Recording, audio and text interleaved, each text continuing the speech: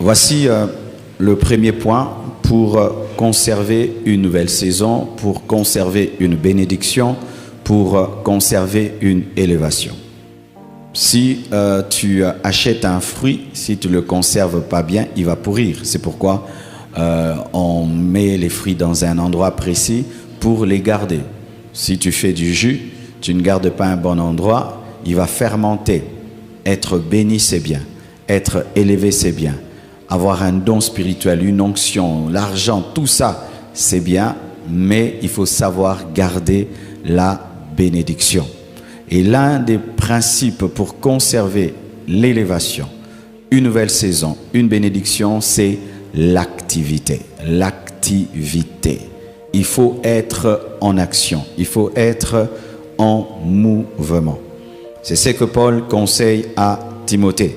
Il lui demande de s'appliquer à la lecture, pas de lire, mais de travailler à lire, de s'appliquer à l'exhortation, de s'appliquer à l'enseignement. Ça, c'est dans le cadre d'un homme de Dieu. Un homme de Dieu que Dieu élève dans le ministère, s'il ne s'applique pas à lire la Bible, il ne s'applique pas à exhorter, à enseigner, il va perdre l'onction, il va perdre la consécration, il va perdre la sanctification. Recevoir la connaissance, c'est bien. Recevoir l'onction, c'est bien. Mais si tu ne t'appliques pas à travailler, tu ne continues pas à travailler parce que Dieu t'a oint, Dieu t'a béni, Dieu t'a donné l'argent, Dieu t'a élevé, tout va bien. Si tu ne continues pas à travailler, que ce soit dans le ministère, dans tes affaires, si tu es un sportif, on voit des sportifs, il devient champion du monde et puis il ne fait plus des entraînements. Il devient champion du monde et puis il ne veut plus veiller sur son régime. Qu'est-ce qui lui arrive? Il perd sa première place et il est battu. Être élevé, c'est bien, mais il faut continuer à travailler. Si tu t'arrêtes et tu dis maintenant je me repose, tout va bien pour moi, tu vas te noyer. Et Paul dit à Timothée cela, de s'appliquer, de ne pas négliger le don qui est en lui. Et là, j'aimerais même parler pour les dons spirituels. Si tu reçois un don spirituel, mais tu ne l'utilises pas, tu ne le laisses pas fonctionner, ton don va s'éteindre, il va sécher. Tu as un don de prophétie, il faut prophétiser souvent. Tu as un don de guérison, il faut prier beaucoup pour les malades. Tu as un don de miracle, il faut chercher les cas compliqués et continuer à prier. Si tu as un don spirituel, mais tu n'opères pas régulièrement dans ce don, il va sécher. Il faut continuer à opérer dans ce que Dieu t'a donné. Amen. Ne néglige pas le don qui est en toi et qui t'a été donné par prophétie, par l'imposition des mains de l'assemblée des anciens. Donc quelqu'un peut avoir un don spirituel mais il le néglige. Je vois même des gens qui ont prié beaucoup pour être baptisés du Saint-Esprit. Lorsqu'ils ne parlaient pas en d'autres langues, ils disaient Seigneur donne-moi, je vais parler en langue, je vais parler en langue. Maintenant qu'il a le baptême dans le Saint-Esprit, il ne parle pas en langue. J'ai remarqué que beaucoup de chrétiens ne parlent pas beaucoup en langue. On parle en langue un peu à l'église, mais à la maison, chez toi, est-ce que tu pries beaucoup en langue? Et moi je vous conseille, si tu vas prier 1 heure du temps, 30 minutes minimum en langue. Si tu vas prier 2 heures, 1 heure minimum en langue, parce que c'est plus efficace, c'est plus puissant que de prier en français, en lingala et dans les autres langues. Mais est-ce que tu entretiens le don que tu as reçu? Tu chantes? Est-ce que tu continues à travailler ta voix? Tu es écrivain, est-ce que tu continues à écrire? Dans tous les domaines de la vie, il faut continuer à être actif. Si tu cesses d'être actif, tu perds ta bénédiction. Même dans le mariage, tu te maries et puis tu te négliges. Tu te maries, tu ne prends plus soin de toi, tu ne prends plus soin de ta maison. Quand tu étais célibataire, tu veillais sur ton corps, tu veillais sur toi, tu veillais. Une fois que tu t'es marié, tu deviens négligent, tu te laisses aller, tu deviens négligente, tu te laisses aller, tu vas avoir des problèmes dans ton foyer, dans tous les domaines. Tu as une affaire qui commence à marcher, il faut continuer à prendre soin de tes clients, bien le recevoir. J'ai vu des gens, lorsque leur restaurant est encore jeune, ils sont là très bien avec les clients, très réceptifs. Ils viennent, est-ce que c'est bon? Est-ce que c'est bon? Et le sel est bon. Une fois qu'ils ont beaucoup de clients, tu t'assieds comme tu veux, tu peux poireauter pendant 30 minutes. Ils ne sont pas au courant et qu'est-ce qui se passe? Ils perdent le succès. Chaque fois que tu réussis, continue à travailler. Amen. Continue à travailler. Des fois, j'observe les marques comme Coca-Cola et tout le reste, Vodacom, RTL. Ils ont déjà beaucoup d'abonnés, ils ont tout. Mais tu vas voir, il y a toujours la publicité. Coca-Cola, toujours publicité. Vodacom, toujours publicité RTL. Mais pourquoi ils ne se satisfont pas? Parce que si tu arrêtes de bosser, tu vas échouer. Amen. Hein? Ce n'est pas parce que tu as réussi que ton succès va rester permanent. Il faut l'entretenir. Amen. Hein? C'est pourquoi même vous remarquez, lorsque une maison au Congo, tu vois, on finit de la construire, elle est pimpante.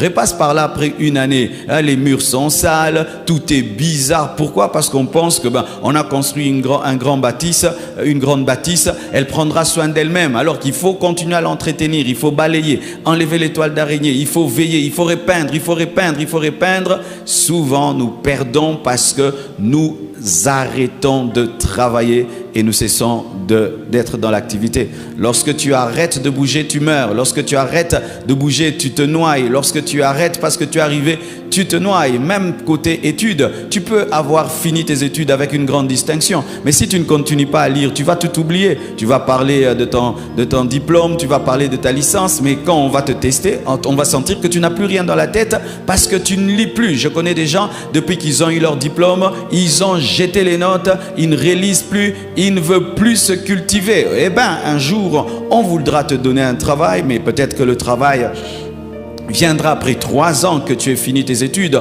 ou 5 ans après que tu aies fini tes études et tout d'un coup on se rend compte que tu ne connais pas, tu as oublié la comptabilité, tu as oublié pourquoi? Parce que tu as arrêté de travailler. Une fois j'ai regardé la carrière d'un grand footballeur, je crois Maradona, il est déjà décédé, alors qu'est-ce qu'on a remarqué? C'est que lorsqu'il était en train de jouer, il veillait sur sa ligne, il travaillait fort et après qu'est-ce qu'il a fait? Il s'est laissé aller et il a commencé à grossir. Il a commencé à se fumer, il a commencé à se droguer, il a commencé à prendre l'alcool et il a fini malade alors que c'était un grand sportif. Pourquoi? Il a arrêté de travailler. Lorsque tu atteins un niveau spirituel, ne dis pas maintenant je ne vais plus prier, je ne vais plus lire la Bible. Il faut continuer à jeûner, il faut continuer à prier, il faut continuer.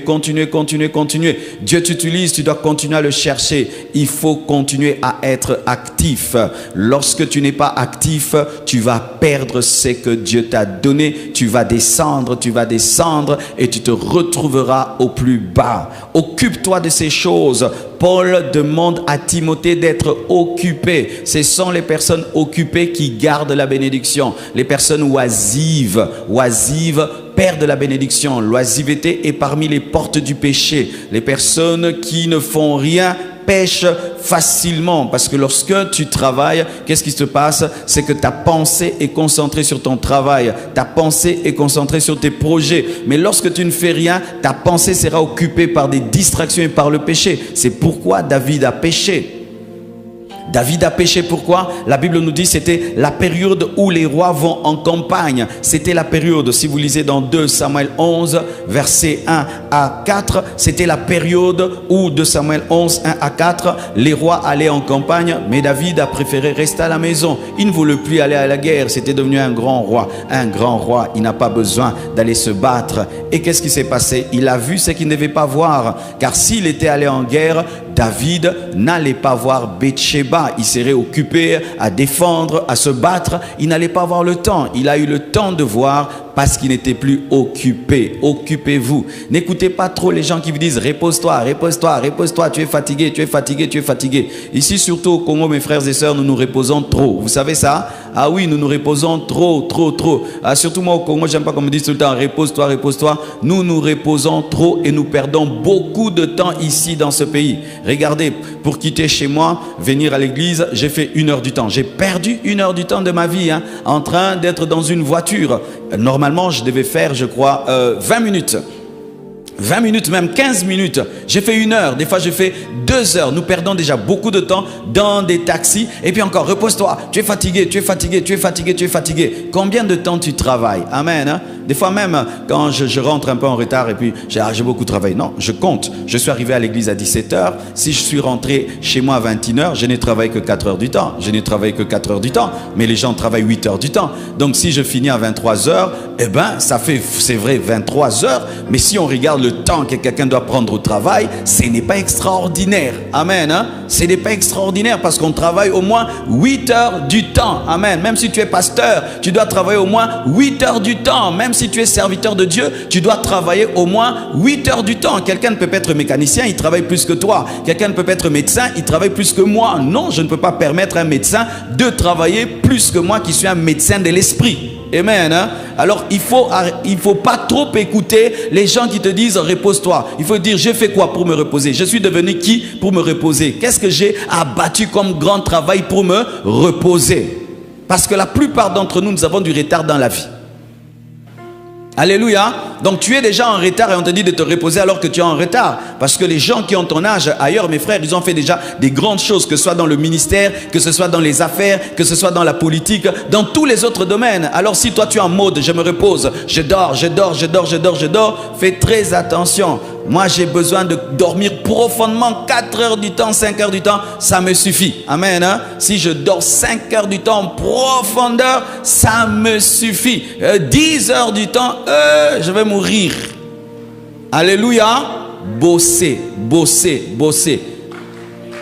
Même quand l'église devient grande, travaille comme si l'église vient de commencer. Amen. Hein? Ne deviens jamais un pasteur patron. Ne deviens jamais un pasteur patron. Sois toujours celui qui bosse, celui qui travaille plus que tout le monde. Et le ministère va grandir et grandir encore. Mais si pendant que les autres jeûnent, toi tu manges, les autres sont au culte, toi tu es à la maison, les autres bossent et toi tu ne fais rien, tu vas perdre ton onction, tu vas perdre ton élévation. Si tu es un patron, lorsque ton entreprise avait commencé, tu étais tout le temps le matin. À 6 heures, tu étais là. L'entreprise évolue, tu commences à venir à 12 heures, tu vas perdre ton succès. Et c'est ce qui arrive souvent dans notre pays. Des patrons qui sont toujours absents, qui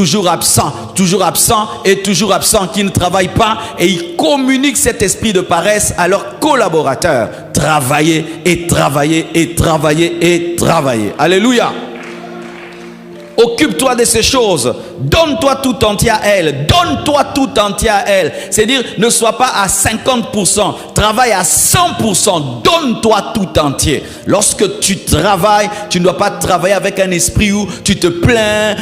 Non, travaille de tout ton cœur et tu vas garder le succès. Amen. Hein? Travaille de tout ton cœur. Donne-toi tout entier à elle, afin que tes progrès soient évidents pour tous.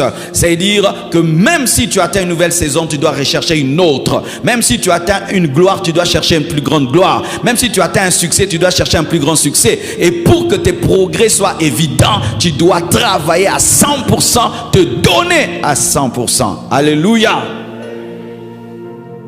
Et je vous dis, cet esprit doit entrer dans notre pays. Cet esprit doit entrer dans notre pays. Tu dois vraiment commencer à faire le bilan de ta journée. Hein. Qu'est-ce que j'ai fait aujourd'hui? Est-ce que j'ai lu un livre? Non. Est-ce que j'ai suivi quelque chose qui m'a ajouté l'intelligence? Est-ce que j'ai fait quelque chose qui a fait avancer ma vie? Est-ce que j'ai fait quelque chose qui a fait avancer ma famille? Qui a fait avancer mes enfants? Qui a fait avancer mon ministère, mes projets, mes affaires, mes études? Qu'est-ce que j'ai fait aujourd'hui qui a amené une plus-value à ma vie?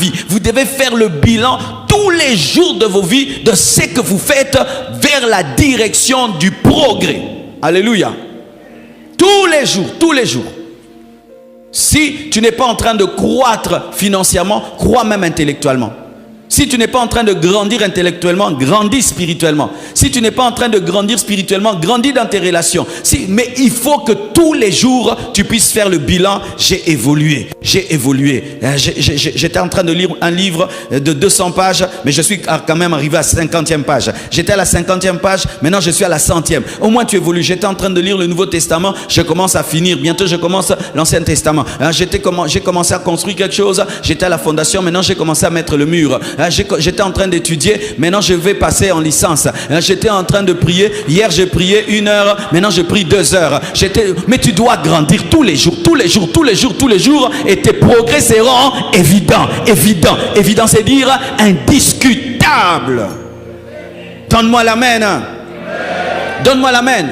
Ne passez pas votre temps, seulement votre corps, comme je vois certaines filles, seulement son corps. On s'occupe tout le temps de son corps si tu es mannequin. Alléluia. On s'occupe tout le temps de son corps. Si tu es quelqu'un qui vit en tapant les gens, ou tu vis en transportant les choses, ou tu vis de ton corps, parce que le corps aussi peut te faire vivre dans le sport. Mais si ce n'est pas ça là où tu gagnes ta vie, mon frère, il faut plus travailler l'âme et l'esprit. Alléluia. L'âme et l'esprit. Tu ne peux pas être là, ma soeur, 2 heures du temps devant le miroir. Alléluia. Non, c'est du temps. Et surtout pas un garçon. Surtout pas un garçon. 2 heures du temps. Hein, sœur mamie. Non, frère mamie. Les frères mamies font 2 heures du temps devant un miroir, mais il n'est pas mannequin. Prends du temps, lis des livres et tes progrès seront évidents. Ta manière de parler va changer, ta manière de réfléchir va changer. Écoute des gens qui sont intelligents et ta manière de réfléchir, de penser va changer. Et élargis l'espace de ton influence et ne permets pas seulement que ce soit des gens qui sont autour de toi qui t'influencent. Écoute des gens grands qui vont plus vite et tu iras plus vite et tes progrès seront évidents. Donne-toi tout entier. Alléluia. Alléluia. Dis à ton voisin, arrête de perdre le temps, occupe-toi. Occupez-vous. Si vraiment tu n'as rien à faire, va ranger ta maison, va ranger ta chambre, va repasser les habits, amen, hein? Va nettoyer tes habits, ça va t'empêcher de dépêcher, amen, hein? Au lieu de critiquer les gens, nettoie même les habits, amen, hein? Parce que quand tu nettoies quand même, tu ne parles pas du mal des gens. Quand tu nettoies, tu repasses, mais fais quelque chose, faites quelque chose. Ne peut dormir que celui qui est fatigué de travailler. Quiconque dort sans qu'il soit fatigué, vraiment, il casse le lit. Oui, vous tous qui dormez non fatigués, vous cassez le lit. Pourquoi toi tu dors? Pourquoi tu dors? Pourquoi tu te reposes? Dieu s'est reposé parce qu'il a créé.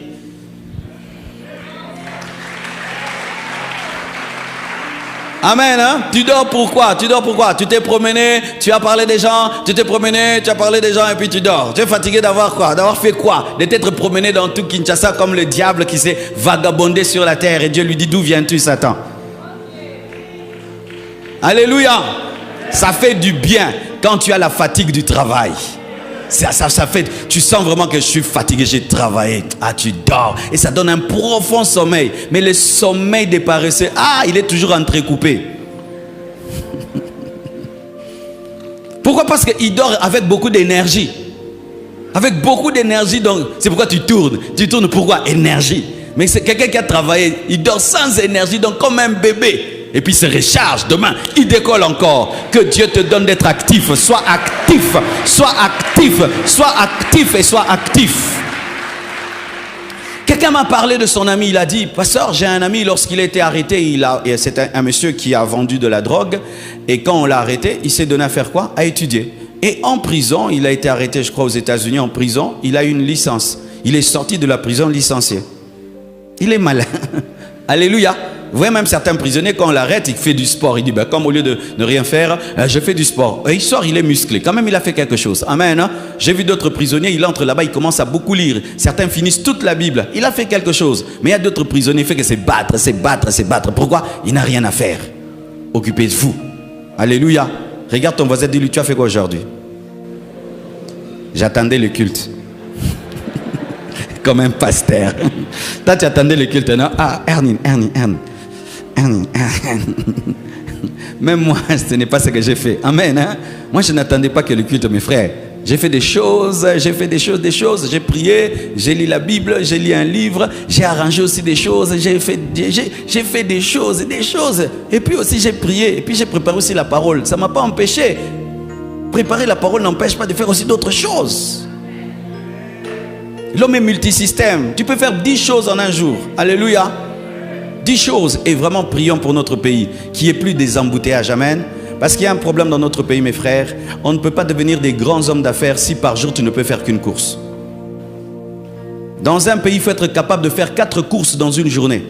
Parce que si tu sors et tu rentres, tu es KO. Ça te donne de la lenteur. Il faut que nous ayons la capacité de faire 2 ou 3 courses par jour. C'est pourquoi il faut passer là-bas.